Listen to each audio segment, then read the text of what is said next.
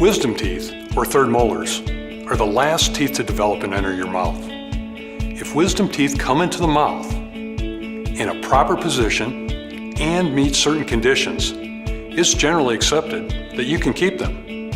However, they are still prone to disease, even if you experience no pain and have no symptoms. This is why the American Association of Oral and Maxillofacial Surgeons strongly recommends that third molars be evaluated annually from the time a patient is a young adult. Studies have shown that about 9 out of 10 people have at least one wisdom tooth that can't break through the gums in an upright, functional position. As we say, it becomes impacted. If left alone, an impacted tooth can become infected or damage neighboring teeth.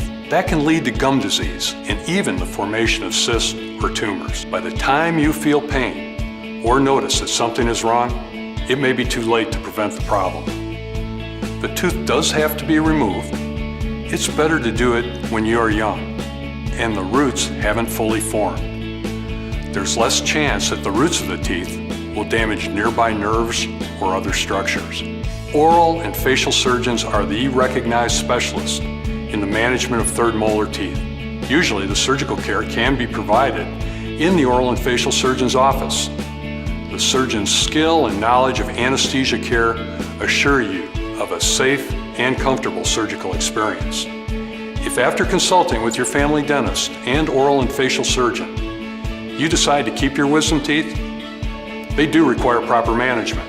That includes professional cleaning on a regular basis, annual checkups, and periodic x-rays to monitor for changes. This will ensure the best possible oral health as it relates to your wisdom teeth.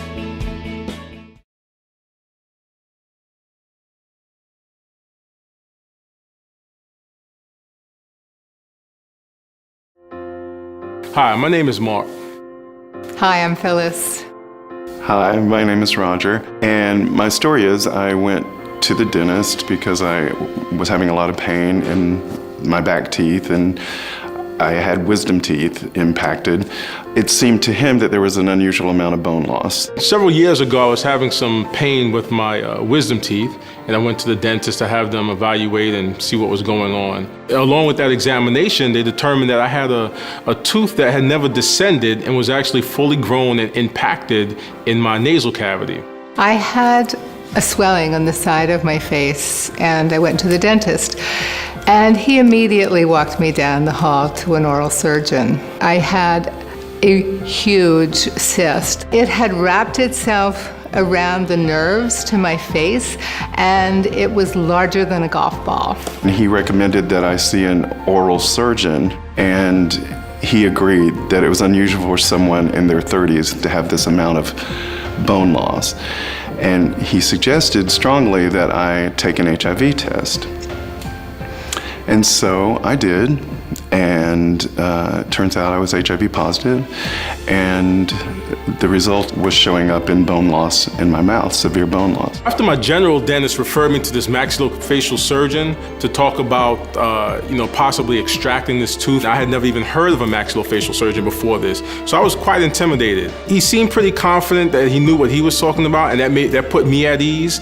The oral surgeon had equipment that the dentist did not have. He told me what had caused the cyst, that it was caused from the impacted wisdom tooth. He told me the severity of the problem, so he recommended that we do surgery immediately, which we did within, I believe it was a few days.